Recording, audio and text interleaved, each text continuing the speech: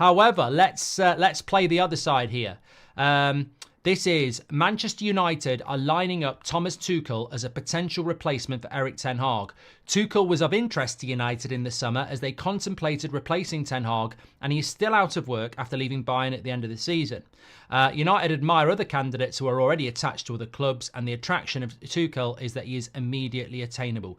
I mean, look, let's just react to those words before I tell you where it came from and why I think it's a load of nonsense.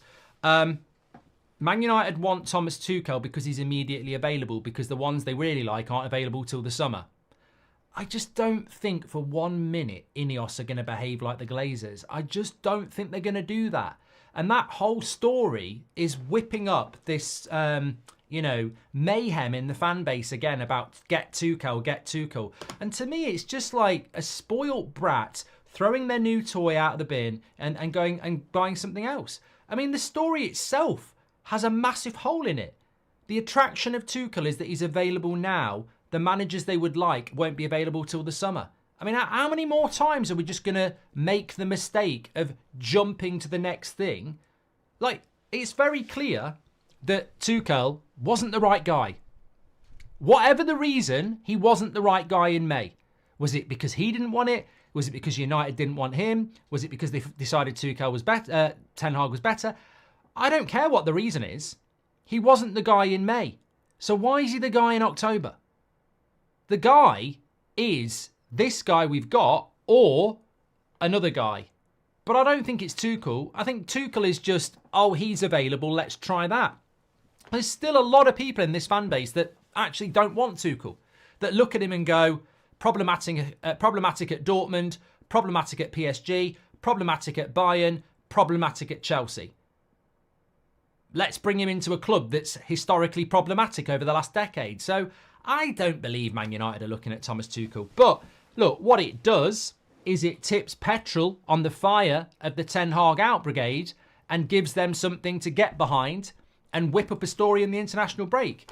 My honest assessment of this is it might be good guesswork. Maybe Thomas Tuchel will be the next manager of Manchester United. Maybe he will. But it's guesswork, and I'll tell you why it's guesswork, because there is absolutely no way Ineos have rang up the Manchester Evening News last night and told them that they're talking to Thomas Tuchel, because the Manchester Evening News has basically screwed themselves over the last 8 months because of some of their behaviour.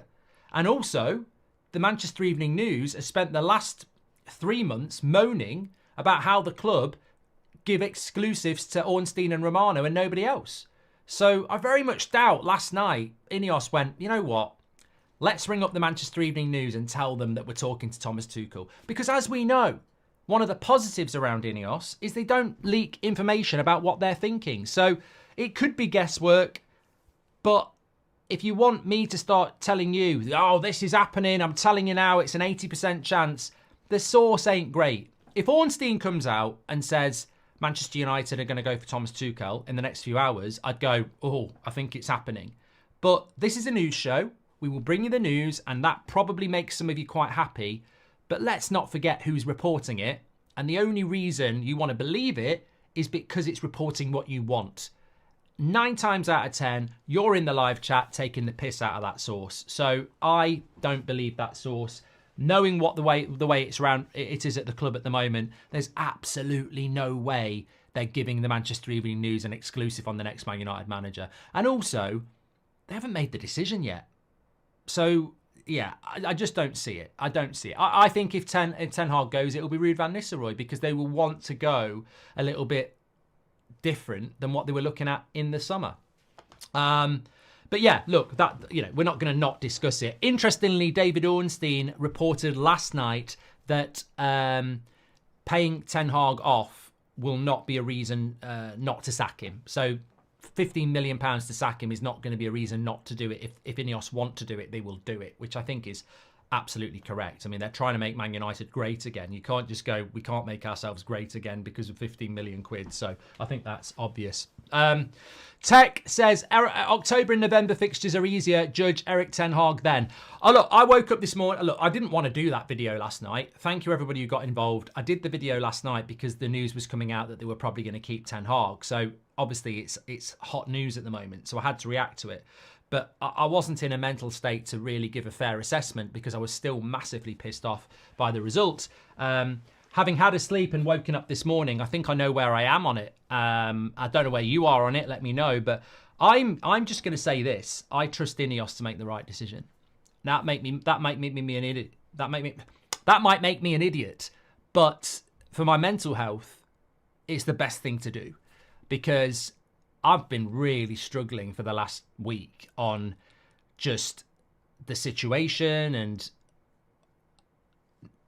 I don't want to sack a manager. I think I've always been very consistent about that, but I don't think it does anybody any good to just keep screaming and shouting and frustrating and everything like that. We've got no games for 2 weeks now. So my stance is that I just trust Ineos to make the right decision, because it's hilarious that people think that they listen to the fans. Like, I'd love it if they did, but they don't. They're not listening to you. They're not listening to Talk Sport. They're not listening to anybody. They're going to make their own decision, because that's why the cameras were looking at what looks like an older version of Take That, the boy band. Barada, Sir Jim, Brailsford, Wilcox, Ashworth. They were all there yesterday, and they're the people that are going to make the decision. Blanc as well. I don't think he was there, but he will be part of it as well. They will make that decision collectively, because that's what Sir Jim Ratcliffe has paid big money for. He hasn't paid big money to Barada and Ashworth and everybody else to go on Twitter and go, well, that poll says sack Ten Hag and that one says keep him. They're not. They're going to make the decision that they think is best, and we're just going to have to trust that decision. If it is sacking Ten Hag and bringing in Tuchel, then we'll have to trust it. I mean, it's guesswork, as I said, but if it's rude, it's rude. If they stick him, they stick with him. I think that now is a good time to bring in what Gary Neville has said, because he probably would, being as he's working on the regeneration of Old Trafford with Sir Jim Ratcliffe, may well have a little bit of an indication of what's going on. But I think one of the other things that occurred to me this morning is that there are a lot of people who want Ten Hag to be sacked, and there are a lot of people who think it's not actually the time to do it yet. I don't think there's a lot of people saying stick with this guy forever, but I think there are people out there going, I wouldn't do it yet. It doesn't feel like it's the right time yet. Yes, the Spurs result was bad, but we were down to 10 men for half the game. We've drawn in Porto 3-3. That's not a bad result. We've drawn at Villa. That's not a bad result. Sacking him now, after all the investment in the summer, just feels a little bit early. Maybe the next international break. Maybe we've seen this movie before. What did I say to you 2 weeks ago? I don't think games like Aston Villa and Spurs sack a manager. I think games like Leicester and Watford and West Ham and Brentford, I think they're the games that sack a manager. Well, look at our next 4 games. West Ham, Leicester, Brentford. I look at Mourinho. Did he get sacked because he lost at Anfield, or did he get sacked because he'd been drawing at home to Crystal Palace a couple of weeks before? Did Ollie get sacked because he got beat by Liverpool at Old Trafford, or did he get sacked because he was getting smacked up by Leicester and Watford? I think that we've seen the movie before with Mourinho and Ollie, and it was November, December when they went, and there were certain results that went against them that sort of like made it mission impossible. I don't think we've had those results yet, and I think Ineos will look at it. I think Ineos will look at it and go, we don't want to be seen as the Glazers. We don't want to be seen as sacking owners. If we sack Ten Hag this early, the next manager, when the movement starts, because it will be demanding a quick sacking again. I think that they will look at it and go, we're not quite at that point yet. I think Gary Neville's right. I think I'll read the quotes in a minute, but I think he's bought himself a little bit more time. I don't think he's out of the woods, but I think he's bought himself a little bit more time, because I don't think Ineos want to be seen as reactionary sacking owners like the Glazers were. I think they want to give this opportunity as much as they can before it's blatantly obvious. And it's still early in the season. We're still 6 points off top 4. If at the next international break we lose a couple of games but we win a couple of games, we're probably going to be 7 or 8 points off top 4, maybe 9. You still could get top 4 with a new manager. So I think that that's the way they're going to look at it. I don't think they want to be seen as a sacking ownership. But Goldbridge, that's the end of the clip. I'm sure you enjoyed it. In fact, I bet that's the best clip you've ever watched. So there's no reason not to subscribe to the channel, click the bell icon so you never miss a clip again. In fact, smash a like on the video, because we all know only legends like videos, and you are all legends. So please smash a like on the video, and we will see you again on the next one. Thank you very much for watching, as always.